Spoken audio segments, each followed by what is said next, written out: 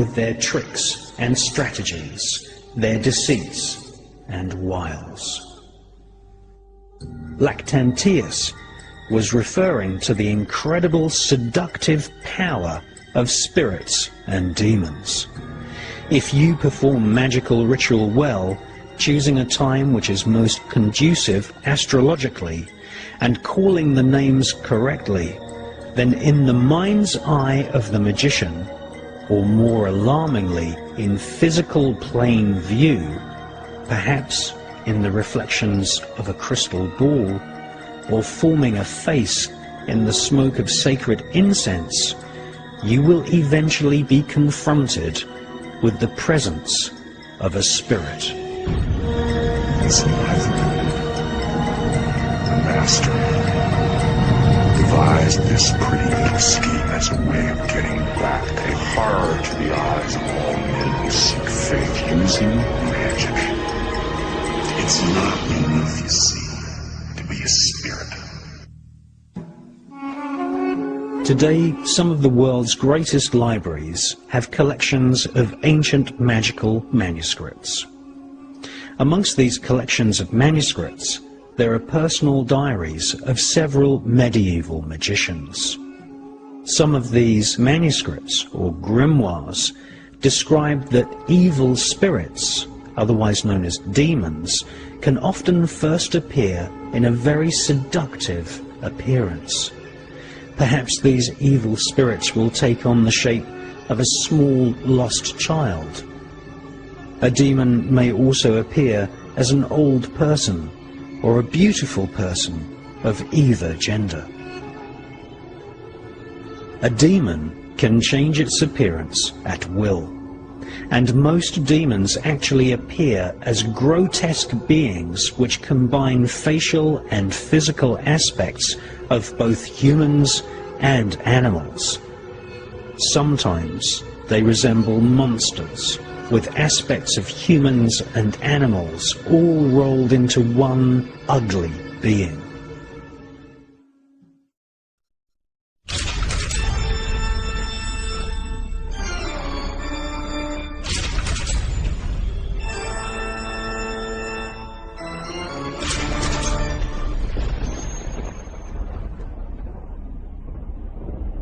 If you want to see what the demons look like, then you only have to visit any of the cathedrals and churches built by the Knights Templar.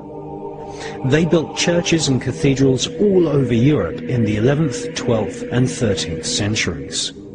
So-called gargoyles are actually representations of the demon spirits described in the ancient book of Howling, otherwise known as the Goetia.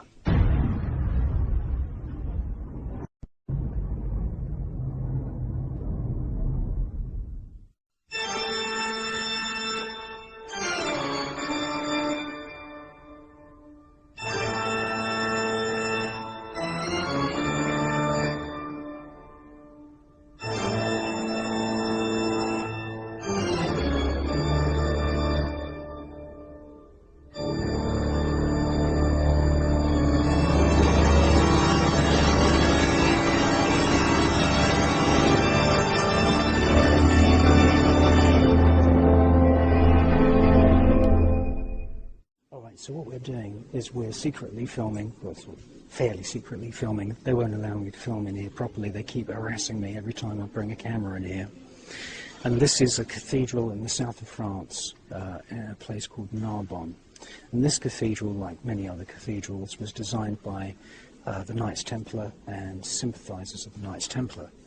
Now we know through the confessions of the Knights Templar that they were involved in black magic, and they had idols called Baphomets. And you know, really the big joke about these cathedrals is that people pay thousands of pounds to come on pilgrimages, say from Germany or Yugoslavia or somewhere, and they pay thousands of pounds for a pilgrimage to these cathedrals in the south of France, and people think they're going to have a wonderful Christian spiritual holiday. Well, that's far from the truth. The truth of the matter is that this is a Kabbalistic temple, and it contains carvings of most of the demons that you find in ancient magical scriptures, such as the Ars Goetia, the Testament of Solomon, the Clavicule of Solomon, and many of the other magical texts that have made their way into Europe from ancient Babylon, ancient Chaldea, which is a province of Babylon, and from Sumeria as well.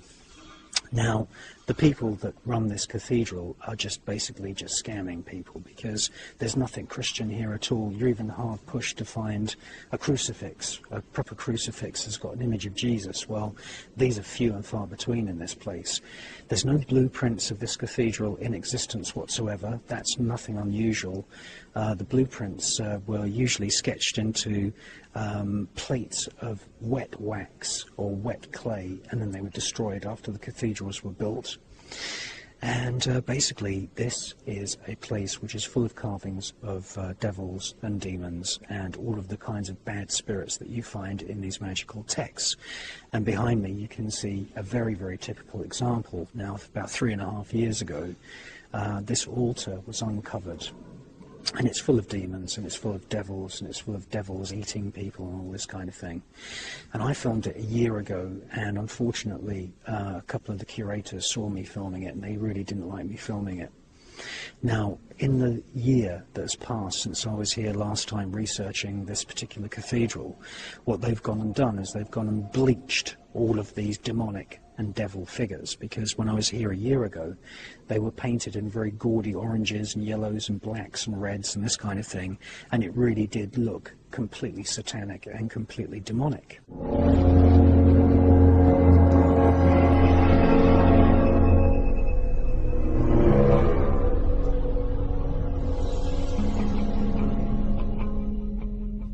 So what they've done in the last year is they've gone and bleached all of that paint off to try and make it sort of blend in with the rest of the cathedral. The story is that, you know, nobody knew that this altar, I call it an altar of the Black Mass, the story is that nobody knew that this altar even existed, and they were doing a bit of renovation work here, and 3.5 years ago, oh hey presto, oh we've all of a sudden found this altar which is full of demons and devils and this kind of thing. Well, the truth of the matter is this, is that many people who claim to be cardinals and priests and members of the Catholic Church are actually involved in black magic, and there is such a thing as a Black Mass. Now, the Black Mass is exactly the same as the Catholic Mass, except everything is reversed, and instead of praising Jesus and God, they praise Satan and Lucifer. And I believe that what we've got here is we've got a typical example of one of these cathedrals that was funded and built by black magicians such as the Templars, and we've got an altar here which is where black masses would have taken place, and you see humans being eaten by demons and this kind of thing. Now, we're going to have a little tour as far as we can with the curators keeping an eye on us, and I'm going to show you some of the demons which you find in typical magical texts, such as the Testament of Solomon, the Clavicule of Solomon, and the Ars Goetia. And you can actually find all of those demons and devils in this cathedral. Now, before we go on the tour, I'm just going to show you some of the features of this actual altar. And the thing to bear in mind is that this would have been used, this altar, with the statues of the demons and the devil, would have been used as some kind of visual aid to a satanic priest who would have, explained to people, this is what the devil looks like, these are the demons, and probably given their names. Now, for the Christian congregations, who were basically illiterate peasants who would have come here, they would have probably explained away the existence of this altar by saying, this is what's going to happen.